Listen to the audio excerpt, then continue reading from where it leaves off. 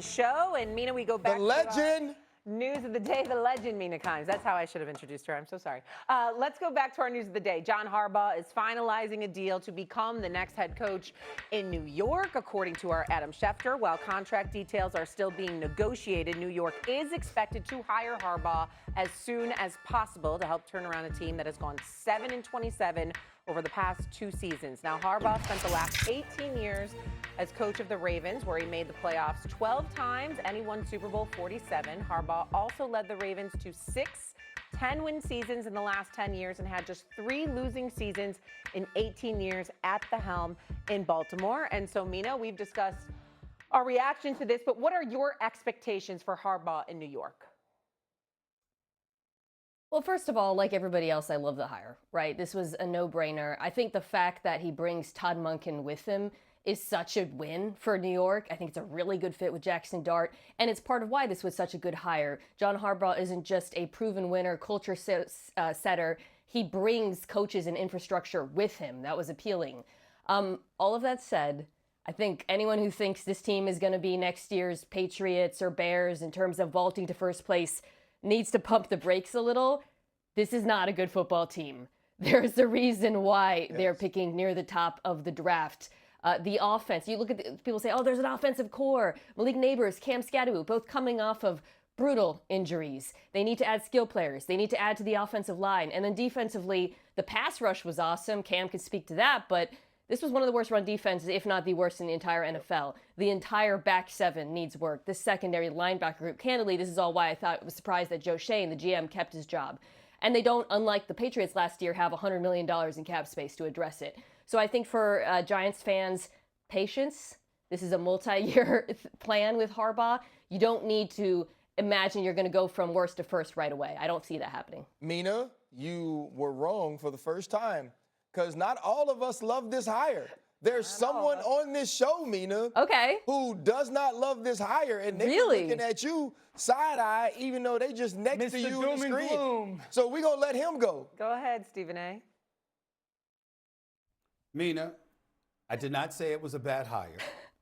I said I'm not moved. I'm not moved. Mina, I'm just not. I mean, listen, what I'm saying is this.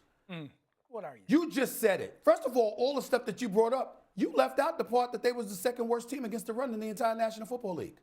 That they were bottom 5 in yards allowed per game. So, again, that back seven that you talked about, they got a lot of work to do. What have we been lamenting about Baltimore over the last couple of years? It wasn't just the fact that Derrick Henry wasn't getting the ball in pivotal situations. It was also their defense, all right? Which is why we haven't brought up Zach, or maybe is he coming to New York too? Is he coming to New York too, or East Rutherford, New Jersey? We really need to point that out. It's swamplands near the, you know, it ain't, the stench ain't just about the Giants. It's about real swamps in East Rutherford, New Jersey. Anybody that drives through the Lincoln Tunnel knows what I'm talking about. The point that I'm trying to make to you is that when you look at the New York Giants, listen, John Harbaugh can coach. And we know that he's been around for 18 years. But a lot of people know him. They know what he brings to the table. And I'm just not ignoring his last days in Baltimore and some of the noise emanating out of that locker room as it pertains to his willingness to listen to players, to his willingness to adjust, to his willingness to avoid saying to a player, you know what, I've been doing this for a long time. I got this. Essentially, you play, I'll coach, that kind of thing. I mean, y'all can be excited all y'all want to. Philadelphia Eagles, they got something to prove. They just need an offensive coordinator. They still in that division. Dallas Cowboys, high-powered offense. They get somebody to do something with their defense. They're still in that division. Jaden Daniels will be back with the Commanders. They nosedive this year. They got to be back on the come-up. Josh Harris and Magic Johnson, those boys ain't going to stand still. I understand it was a decent hire. I'm just not in awe, like, oh my God, this is just a great hire. I mean, there's nothing to really think about here. I mean, oh my goodness, we just moving forward. I'm just not of that mindset with this hire. I'm just not. I'm just not. Stephen A., if with any coach that was once a head coach and that is no longer a head coach, most of the time there are going to be deficiencies. Because if not, they'd still just be head coaching where they were. So, like you said, Brian Flores needs a chance. Brian Flores is imperfect. Do I believe that he should be a head coach? Absolutely. I think he should get hired in this cycle, but that won't be the perfect hire. We'll be able to say things about his previous tenure as a head coach, as we will with everybody else. The only coaches that you don't get to say that about their previous head coach, is coaches who ain't never been head coaches. And just in that, you are having to find a way to evaluate and project and see how they worked on their side of the ball. Can you feel their leadership skills? We don't have to ask those things about John Harbaugh. Nobody's saying that they immediately become a Super Bowl team. I'm actually shocked he went there because the GM is still there. And the rumors were, or some of the reports were, he wanted to bring in his own GM. They got a GM that I wouldn't want to go work with right now because looking at this roster, he hasn't done a good job. Well, I think those are fair points, okay? So, one, I think that Harbaugh chose the Giants very much so on the high level because of Jackson Dart. This is a coach that was going to have his pick of team. In an opening or a season has 9 different openings. So the fact that he chose the Giants, I think, is directly related to what he believes Jackson Dart is and can become. There's a lot of skepticism and pessimism attached to the Giants, and rightfully so. I do think, and you guys might disagree, there's more individual talent on this team than the results led to. They blew 5 double-digit fourth-quarter leads last year, 3 of them to playoff football teams. So there were moments this year where the Giants played above their skis. The second thing is Jackson Dart, his performance versus playoff defenses. He was a top 5 by QBR measurement, and again, these numbers, you can make them sound however you want, but I do think that there's a lot of examples that Jackson Dart played really well versus good football teams, good defenses last year. That was without Malik Neighbors.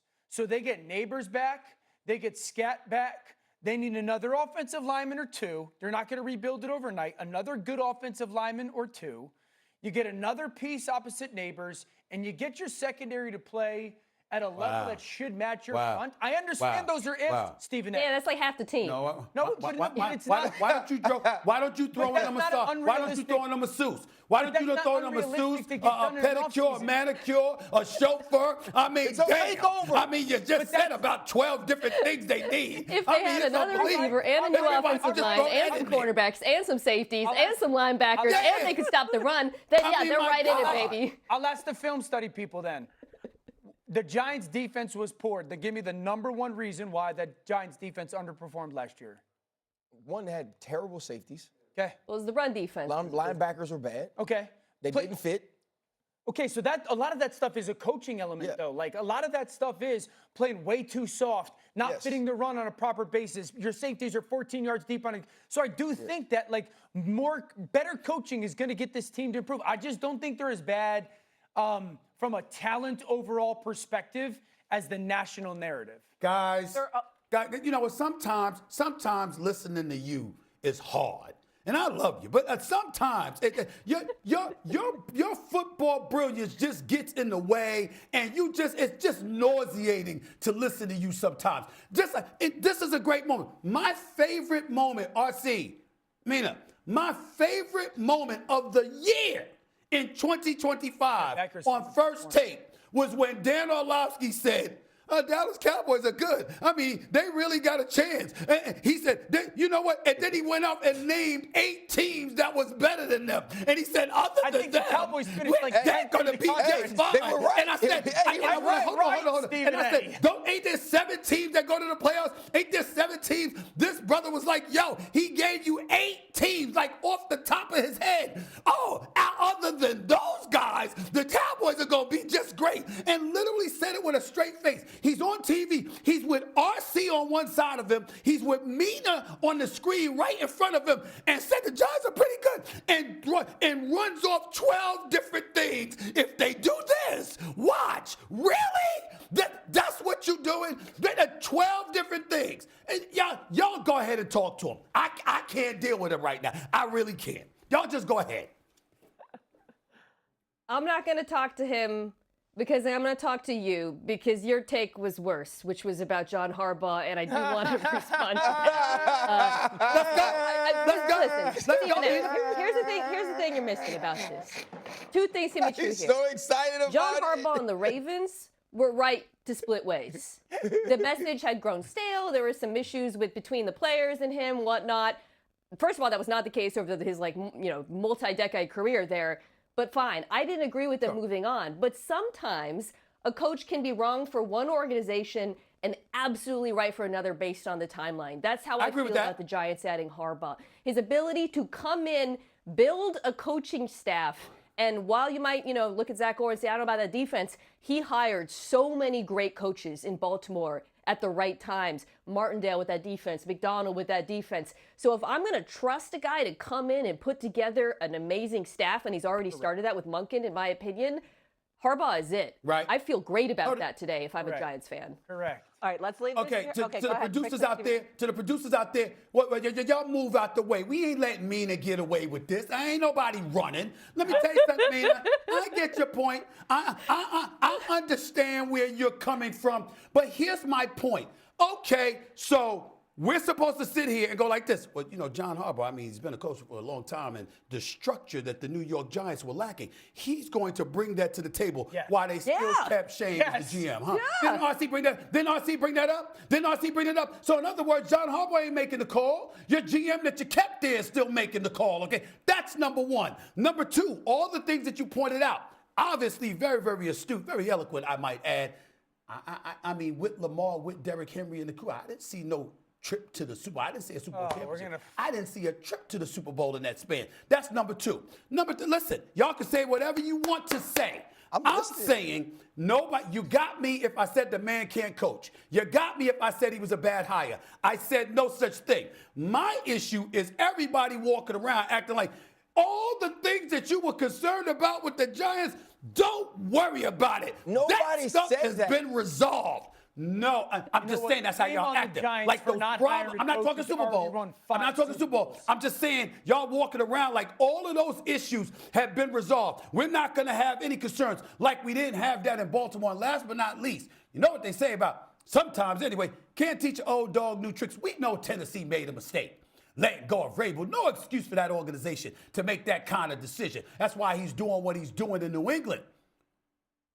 But nobody said that about Baltimore. Not a soul. There's not one single person that went on the air and went like this. Harbaugh's gone. That's a mistake. They shouldn't have done that. None of y'all. Not one of you. I'm going to leave it at that. Literally did. Mina just said she didn't agree with him leaving Baltimore, right, Mina? I did hear that, didn't I? No, I said that. I was talking about everybody else. I wasn't talking about Mina just now. Okay. No, I think what happened in Baltimore is both sides saying, okay, maybe we need a new space, we need a new voice. It wasn't John Harbaugh not being a good coach. Right, exactly. Okay. Well, the Giants have a lot to do now. They gotta get the contract done. Obviously, with John Harbaugh, they have the 5th overall draft pick in this upcoming draft. It's going to look a bit like a very different Giants team this upcoming season. Keep your head up, Stephen A. Coming up on First Take, Indiana has been crushing teams.